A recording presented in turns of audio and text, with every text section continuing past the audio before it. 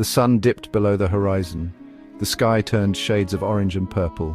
The African savannah was bathed in a warm glow. It was the end of another day. The air was alive with the sounds of the day settling down.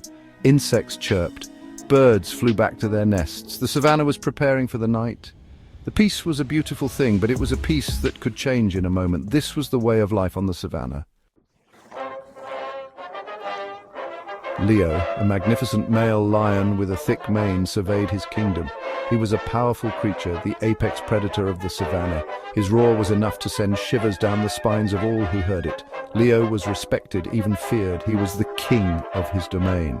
Animals large and small knew his scent. They knew to avoid his path. His presence maintained balance on the savannah. He was a crucial part of this delicate ecosystem. A low growl rumbled in Leo's stomach. He was hungry. Hunting was a necessity, not a sport for him. He scanned the savannah. His keen eyes spotted a group of warthogs in the distance. They were digging in the dirt, searching for roots and tubers. Warthogs were not Leo's usual prey, but they were plentiful, and he was hungry. He decided to try his luck. Leo approached the warthogs slowly, using the tall grass as cover. He was a master of stealth, his movements almost silent. He was close enough to strike when the warthogs sensed danger. They squealed in alarm, but to Leo's surprise, they didn't scatter.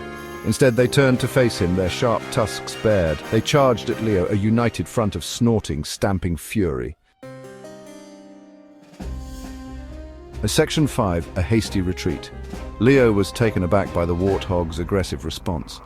He had expected an easy chase, not a head-on confrontation. He roared in frustration, but the warthogs were undeterred. They were protecting their own, and their courage was impressive. Leo, outnumbered and outmaneuvered, was forced to retreat.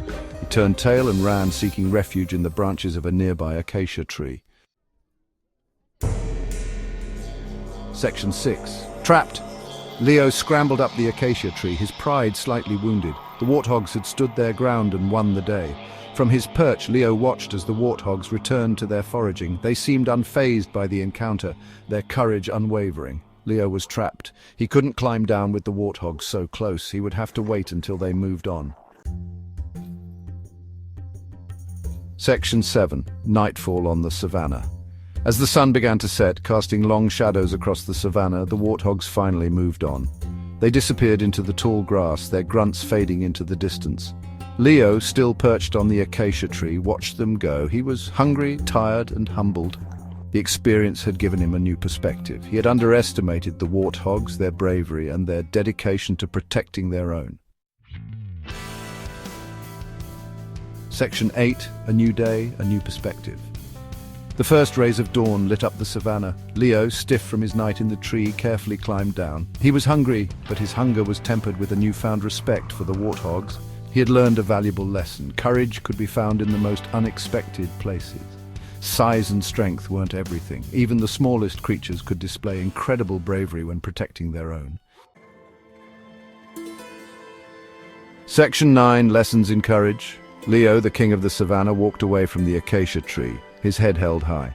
He had been reminded of the power of courage, a lesson learned not from victory, but from a surprising defeat.